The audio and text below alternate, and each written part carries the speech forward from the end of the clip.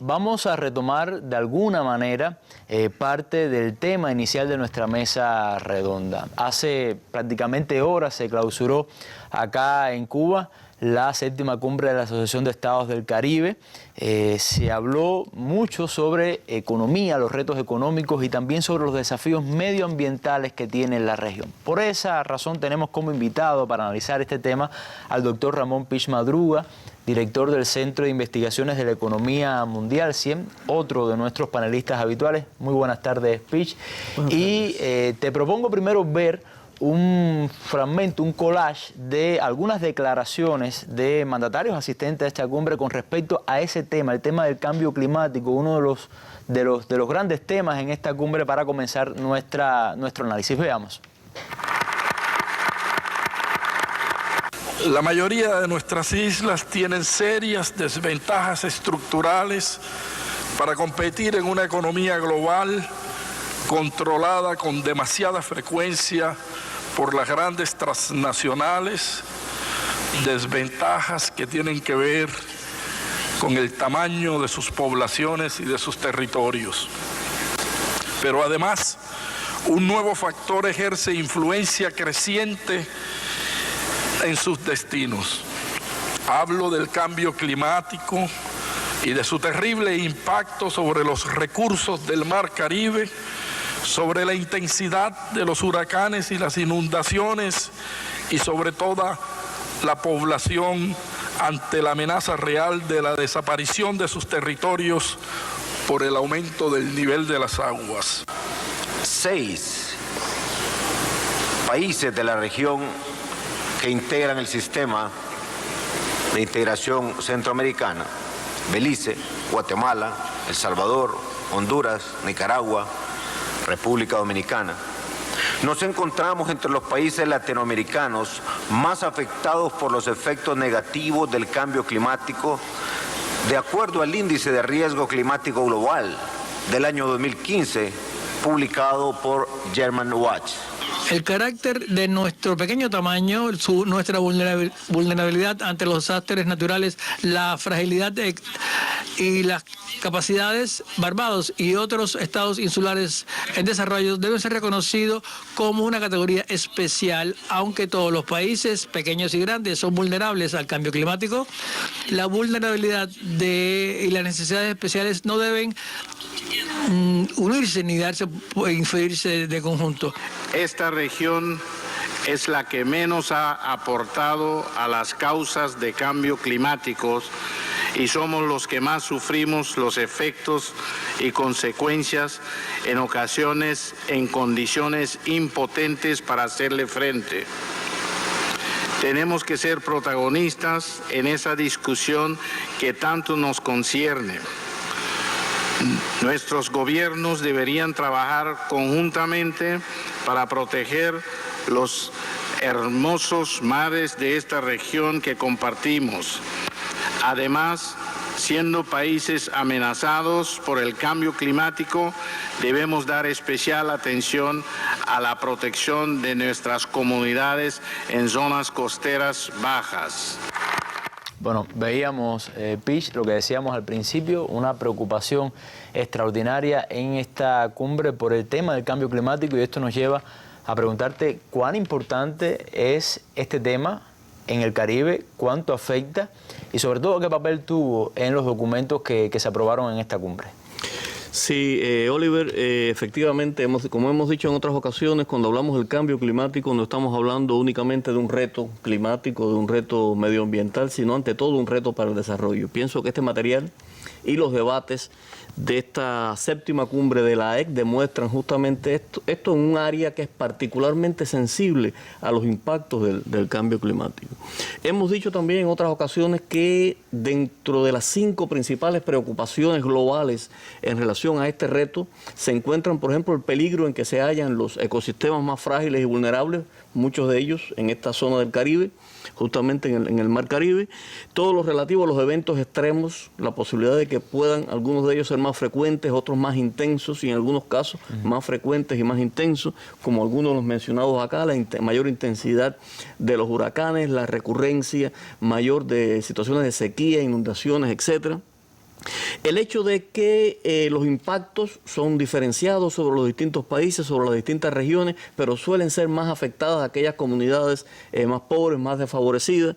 El hecho de que los impactos agregados tienden a aumentarse en la misma medida en que crecen las temperaturas y que incluso pudieran darse eventos singulares a gran escala en la medida en que se rebasen determinados umbrales.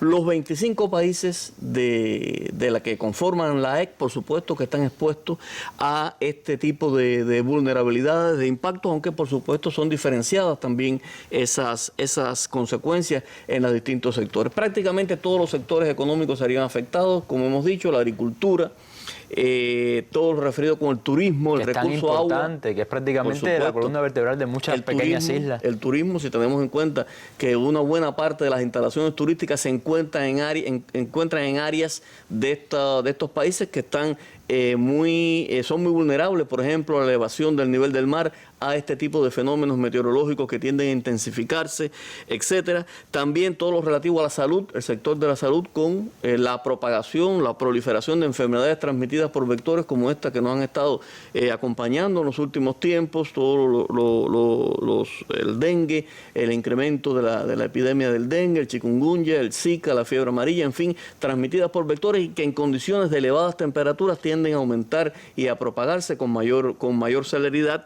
La posibilidad de mayores desplazamientos humanos, que es un tema también muy importante en esta zona, los flujos migratorios, la intensidad de esos flujos migratorios en esta zona del Caribe. Después vamos a comentar quizás un poco más cuando hablemos de la parte económica del asunto, pero lo que sí está claro es que para esta zona y en particular para los que constituyen las 2/3 partes de la membresía de la AEC, que son los estados insulares, pequeños estados insulares del Caribe, este es un tema de singular importancia, porque son países que se encuentran afectados por esa doble vulnerabilidad que se mencionaba en el material. De un lado, la vulnerabilidad ante los fenómenos de la crisis global, por supuesto muy afectados en tanto que economías abiertas a las situaciones que puedan darse en el comercio, en las finanzas internacionales, a la evolución de esas tendencias comerciales y financieras, y de otro lado muy afectados por las implicaciones de los desastres naturales. Recordemos que no solo el cambio climático,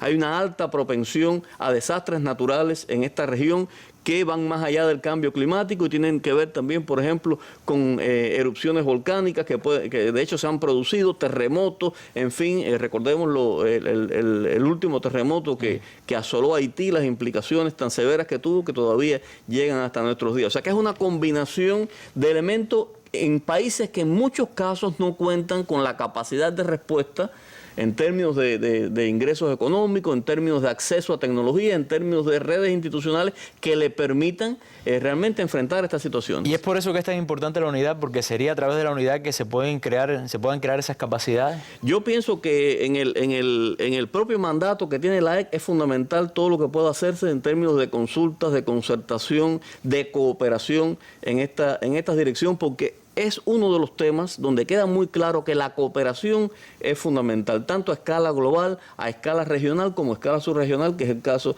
de esta Asociación de Estados del Caribe. Ningún país por sí solo puede resolver estos importantes retos, se requieren en muchas ocasiones tecnología, financiamiento.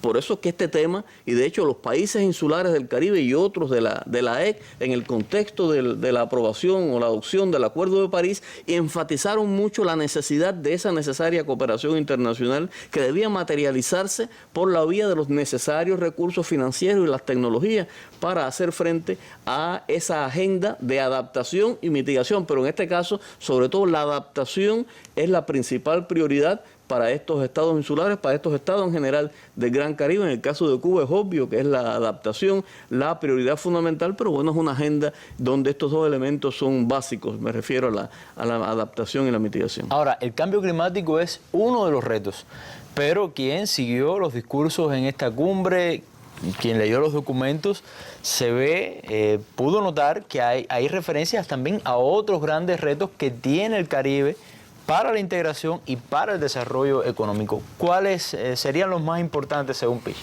Bueno, mira, ahí pudiéramos hablar de elementos económicos, elementos sociales, elementos ambientales. De hecho, ya hemos mencionado algunos de los temas ambientales. Los retos económicos fundamentales también de alguna manera fueron esbozados en este material cuando se hablaba de la fragilidad y los problemas estructurales que tienen la mayor parte, o sea, las economías de los países que conforman esta asociación. Se hizo mucho énfasis en el transporte también. Es que, ¿qué sucede? Bueno, primero, si tomamos, por ejemplo, el caso de los países insulares, son países que son mercados fragmentados, incluso en ocasiones un mismo estado está formado por muchas islas, donde el tema del transporte es un tema crucial. Y tiende a ser muy costoso, por supuesto, toda la infraestructura, no solo de transporte, sino de comunicaciones en sentido general, transporte aéreo, marítimo, etcétera, es muy costoso por esas características que tienen, son mercados fragmentados, y eso también se traduce o implica que son mercados estrechos que no pueden, como decíamos en otra ocasión, disfrutar o aprovechar todas las ventajas de una economía de escala. Eso encarece, como son mercados con estas características, encarecen los créditos, encarecen los flujos comerciales, otros flujos financieros, etcétera. Son países, algunos de ellos, con situaciones de deuda externa, que es una cuestión que obstaculiza su desarrollo. En la propia declaración final se hace alusión a este elemento, al tema de los países del área, un grupo importante de países de áreas muy afectados por la deuda y que no siempre reciben un tratamiento preferencial. Imagino que por Haití, el hecho, por ejemplo. Bueno, Haití es un caso muy singular. Haití está dentro del grupo de los países menos adelantados y es uno de los países más pobres, uno de los países donde la capacidad de respuesta es mucho más limitada. También tiene problemas con la deuda. Pero hay otro grupo de países que tienen niveles de ingreso promedio mayor, los llamados países de renta media, que son excluidos de las preferencias que se otorgan, preferencias comerciales, preferencias financieras, etcétera, y se aboga en este caso en la declaración final porque los países de renta media que tienen problemas con esa deuda, que tienen otro tipo de deformaciones económicas, estructurales, etcétera, también reciban un tratamiento preferencial, por supuesto, acorde con esas realidades. O sea que ahí tenemos varios asuntos, ¿no? Desde el punto de vista comercial, esa deformación de esas economías, la gran dependencia que tienen de algunos sectores que a su vez son muy vulnerables, el caso del turismo y de la agricultura. Metrópolis también, ¿no? Exacto, son economías muy abiertas que dependen mucho del flujo de comercio internacional. Es interesante señalar que esta región, donde por supuesto no solo están los estados insulares, está también Centroamérica, está México, Colombia y Venezuela, esta región concentra alrededor del 46% de la población de América Latina, 44% del Producto Interno Bruto de América Latina, más del 50% del comercio. Es decir, tiene capacidades, 36%, ¿no? Y potencialidades, ¿no? de las inversiones extranjeras directas acumuladas, y el grueso de las remesas que recibe América Latina las recibe esta región. Aquí México es fundamental, por supuesto. A mí me llamó mucho la atención un planteamiento de unir las industrias turísticas de las diferentes islas para no convertirse en competidores, sino en socios, ¿no? Para un desarrollo común. ¿Esto es posible y por qué es tan importante? Bueno, este es un tema que por supuesto salió en la cumbre, ha salido en todos los foros anteriores de la AEC y que se refiere, por ejemplo, a sacar mayor provecho del turismo multidestino. O sea, forma parte de estas estrategias de cooperación, de colaboración entre los distintos países del área, tratar de aprovechar esto porque, por supuesto, eso permitiría que se beneficien una mayor cantidad de países de la región en la misma medida en que son rutas multidestinos, repito, que permitirían ese tipo de articulación, ese tipo de engranaje, a diferencia de un turismo donde sean mucho más individualizados los destinos, etcétera. Eso es fundamental para el caso del turismo, teniendo en cuenta la intensidad que tiene esta actividad en la región. Repito, se ha propuesto con anterioridad y ahora se hizo énfasis nuevamente en el tema del turismo. Este es un caso fundamental, o sea, el tema del turismo y las modalidades que puede adoptar este tipo de actividad.